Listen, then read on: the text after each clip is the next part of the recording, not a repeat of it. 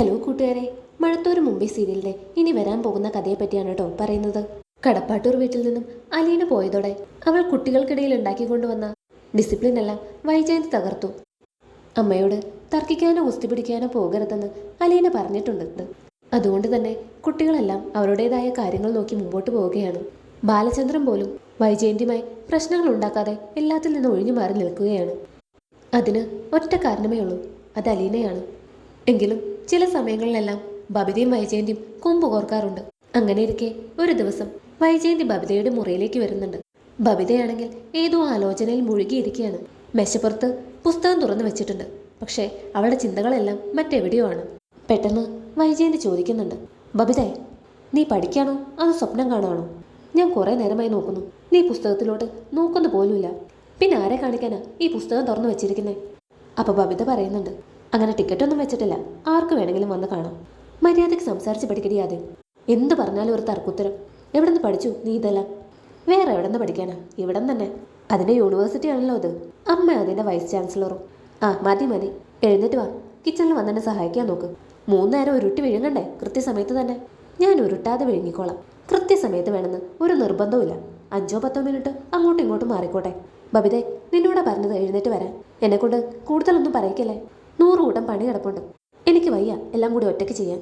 അത് ശരി, ഞാൻ എഴുന്നേറ്റ് വന്നാലും പ്രത്യേകിച്ച് ഒന്നും ചെയ്യില്ല. ചുമ്മാ കൈയും കെട്ടി നോക്കി നിൽക്കത്തേ ഉള്ളൂ. അമ്മ വേണേ കൃഷ്ണയെ വിളിച്ചോ. ബെസ്റ്റ്. അവളുടെ അടുത്ത് നാക്കിട്ടലച്ചിട്ടാ ഞാൻ നിന്റെ അടുത്തോട്ട് വന്നത്. എനിക്ക് ശരിക്കും നടക്കാൻ പോലും ആയിട്ടില്ല.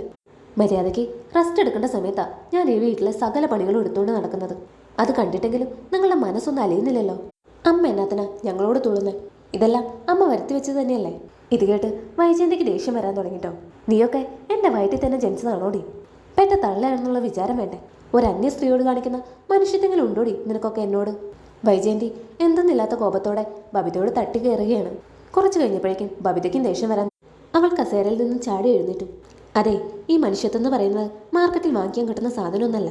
അത് കുഞ്ഞുനാൾ മുതലേ അച്ഛനും അമ്മയും കൂടി മക്കളുടെ മനസ്സിൽ വിത്ത് പാകി വളർത്തിക്കൊണ്ട് വരേണ്ട സാധന. എന്നാലേ ആവശ്യം വരുമ്പോൾ അതിൽ നിന്നെങ്കിലും പറിച്ചെടുക്കാൻ പറ്റൂ.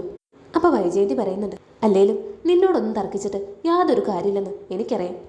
എന്തായാലും തിന്നാൻ നേരാവുമ്പോൾ അങ്ങ് അടുക്കളയിലേക്ക് വന്നേക്ക്.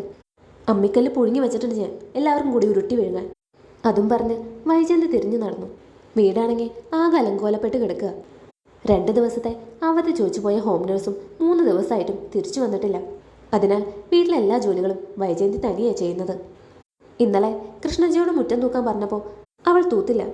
സ്റ്റഡി ലീവാണ്, പഠിക്കാനുണ്ടെന്നൊക്കെ പറഞ്ഞ് അവൾ ഒഴിഞ്ഞു മാറി. മുറ്റടിച്ചിട്ട് 2 ദിവസമായി. വീടാണെങ്കിൽ ഇന്നലെ മുതൽ തൂത്ത് തുടച്ചിട്ടില്ല. മുഷിഞ്ഞ വസ്ത്രങ്ങളൊന്നും തന്നെ അലക്കിയിട്ടില്ല. ഭക്ഷണം ഉണ്ടാക്കിയ പാത്രങ്ങളാണെങ്കിൽ സിങ്കിൽ അങ്ങനെ തന്നെ കിടക്കുക. വൈജയന്തി ഇന്ന് വരെ ഇത്രയും വൃത്തിഹീനമായ പരിസ്ഥിതിയിൽ ജീവിച്ചിട്ടില്ല.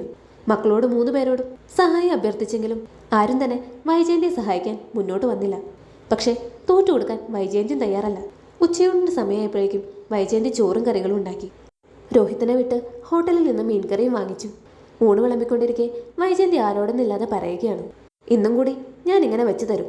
നാളെ മുതൽ ആർക്കാന്ന് വെച്ചാൽ വെച്ചുണ്ടാക്കി തിന്നോണം. അപ്പോൾ രോഹിത്ത് ചോദിക്കുന്നുണ്ട്, അതെന്താ അങ്ങനെ? എനിക്ക് വയ്യ, അത്ര തന്നെ. ഒരിലയെടുത്ത് മറിച്ചിടാൻ പറഞ്ഞാൽ പോലും ഒരെണ്ണം വരില്ല സഹായത്തിന്. നാളെ മുതൽ അവരവരുടെ ഡ്രസ്സ് അവരവരെന്നെ വാഷ് ചെയ്ത് അയൺ ചെയ്ത് വെച്ചോണം. അതുപോലെ തന്നെ മുറ്റവും മുറികളെല്ലാം അവരവർ തന്നെ ക്ലീൻ ചെയ്തോണം. ഈ അമ്മയെന്ന് പറയുന്നതേ മക്കളുടെ വേലക്കാരിയല്ല, അതെല്ലാവരും മനസ്സിലാക്കിയാൽ നല്ലത്. അത്രയും കേട്ടപ്പോഴേക്കും രോഹിത് തിരിച്ചു ചോദിക്കുന്നുണ്ട്, അമ്മയ്ക്ക് നാണാവില്ലേ ഇങ്ങനെയൊക്കെ പറയാൻ? അമ്മ ഈ വീട്ടിലേക്ക് തിരിച്ചു വരുമ്പോൾ ഈ വീട്ടിലെ എല്ലാ ജോലികളും ഞങ്ങൾ 3 പേരും കൂടി കൃത്യമായി ചെയ്തിരുന്നതല്ലേ? ആരാ അതൊക്കെ നിർത്തലാക്കിയത്? അമ്മ തന്നെയല്ലേ? അതെ, ഞാൻ തന്നെയാ. നിങ്ങൾക്ക് പഠിക്കാൻ കുറച്ചധികം സമയം കിട്ടിക്കോട്ടെ എന്ന് കരുതിയാ ഞാൻ അങ്ങനെയൊക്കെ ചെയ്തത്.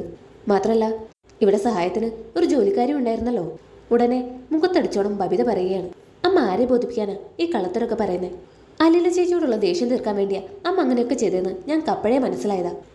പിന്നെ അമ്മയെ നോക്കാമെന്ന ഹോം നേഴ്സിന് ഓരോ ജോലിക്കും പ്രത്യേകം പേയ്മെന്റ് കൊടുത്തിരുന്നു ഞങ്ങൾക്കറിയാം. ആണെങ്കിൽ തന്നെ എന്നെ തടി കുഴപ്പം.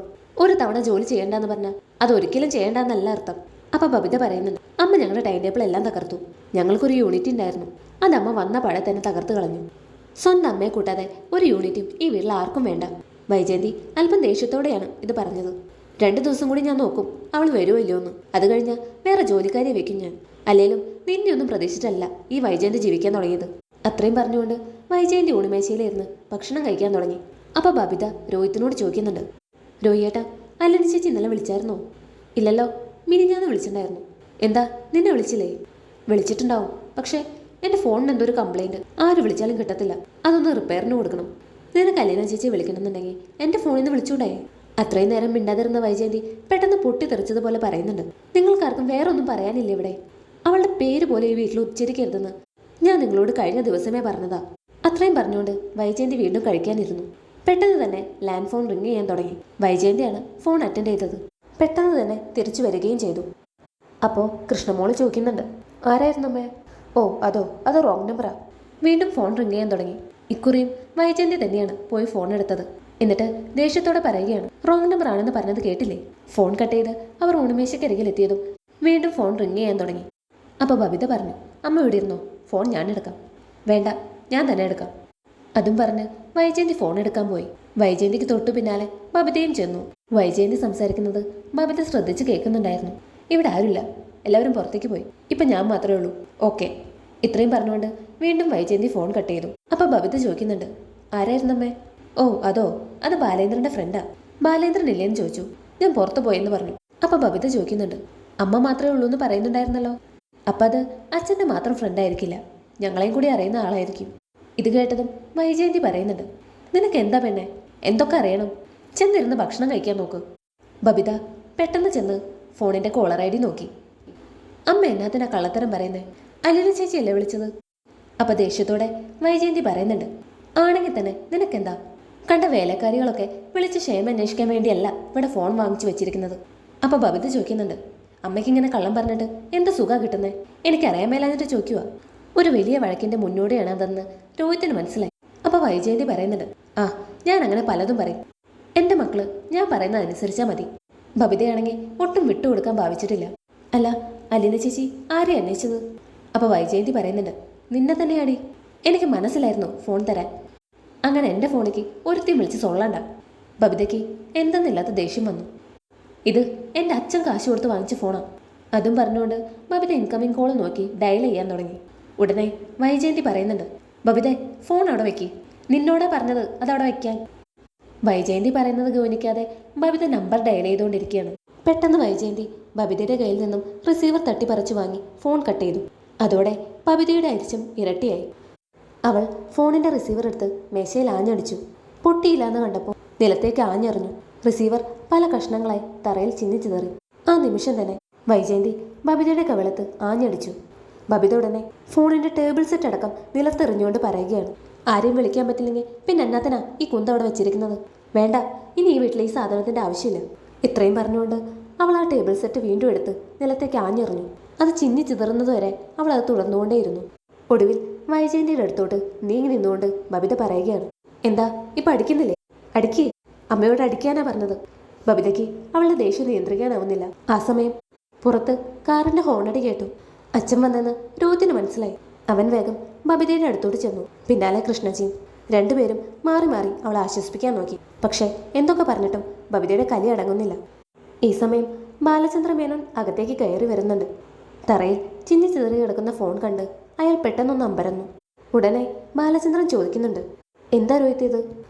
അപ്പോൾ വൈജയന്തി പറയുന്നുണ്ട്, കണ്ടില്ലേ മോളുടെ പേക്കൂത്ത്? ഒരു ഫോൺ കൊടുക്കാതിരുന്നതിൻ്റെ പേരിലാണ് അവൾ ഈ തല്ലി പൊളിച്ചിട്ടിരിക്കുന്നത്. അപ്പോൾ രോഹിത് പറയുന്നുണ്ട്, അലീന ചേച്ചി വിളിച്ചായിരുന്നു അച്ഛാ. അമ്മയാണെങ്കിൽ ഫോൺ കൊടുത്തില്ല, അതുകൊണ്ട് ഫോൺ തല്ലി തകർക്കാണോ വേണ്ടത്? വൈജയന്തി രോഹിത്തിനോട് തട്ടിക്കയറുന്നുണ്ട്. തുടർന്ന് വൈജയന്തി പറയുന്നുണ്ട്, എനിക്കിപ്പം അറിയണം, എൻ്റെ മക്കളെ ശാസിക്കാനും ശിക്ഷിക്കാനും എനിക്ക് അധികാരമില്ലേ? ഇന്ന് ഫോൺ തല്ലി പൊട്ടിച്ചവൾ നാളെ അമ്മയുടെ തല തല്ലി പൊട്ടിക്കാനും മടിക്കില്ല. അപ്പോൾ ബാലേന്ദ്രൻ ബബിതയെ നോക്കിക്കൊണ്ട് ചോദിക്കുന്നുണ്ട്, എന്താടി ഇതൊക്കെ? നീയാണോ ഇത് തല്ലി പൊട്ടിച്ചത്? അതെ അച്ഛാ, ഞാൻ തന്നെയാണ്. ഒരെണ്ണം കൂടി ഉണ്ടായിരുന്നെങ്കിൽ അതും കൂടി ഞാൻ തല്ലി പൊട്ടിച്ചേനെ. എന്ത്, നീ പൊട്ടിക്കുവോ? ബാലചന്ദ്ര മേനോന് ദേഷ്യം വരാൻ തുടങ്ങി. ഉടനെ രോഹിത് പറയുകയാണ്, അച്ഛാ അച്ഛൻ ഇതിൽ ഇടപെടണ്ട, ഇത് ഞങ്ങൾ തീർത്തോളാം. അതും പറഞ്ഞുകൊണ്ട് രോഹിത് ബബിതയും കൂട്ടിക്കൊണ്ട് അവളുടെ മുറിയിലേക്ക് പോയി. വൈജയന്തിയും നല്ല ദേഷ്യത്തിലാണ്. കഴിച്ചുകൊണ്ടിരുന്ന ഭക്ഷണം പാതി വഴിയിൽ ഉപേക്ഷിച്ച് അവർ അവരുടെ മുറിയിലേക്ക് പോയി. ബാലചന്ദ്രനാണെങ്കിൽ നിസ്സഹായതയോടെ നോക്കി നിൽക്കുകയാണ്. തുടർന്ന് വരാൻ പോകുന്നത് വളരെ രസകരമായിട്ടുള്ള ഭാഗങ്ങളാണ്. അലീനയെ കാണാൻ മനു കുളത്തൂർ പുഴയിൽ എത്തുന്നുണ്ട്. തുടർന്നുള്ള വിശേഷങ്ങളുമായി മറ്റൊരു വീഡിയോയിൽ കാണാം. ഈ വീഡിയോ ഇഷ്ടമായാൽ ലൈക്ക് ചെയ്യാനും സബ്സ്ക്രൈബ് ചെയ്യാനും മറക്കരുത്. താങ്ക്